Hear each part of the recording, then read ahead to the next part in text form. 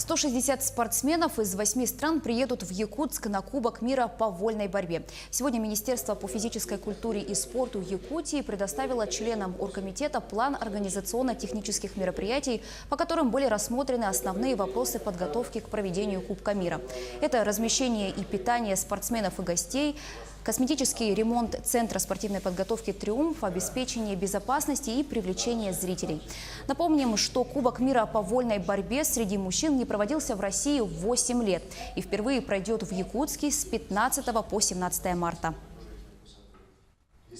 15-19 января к нам прибывает рабочая группа Федерации спортивной борьбы России и Объединенного мира борьбы.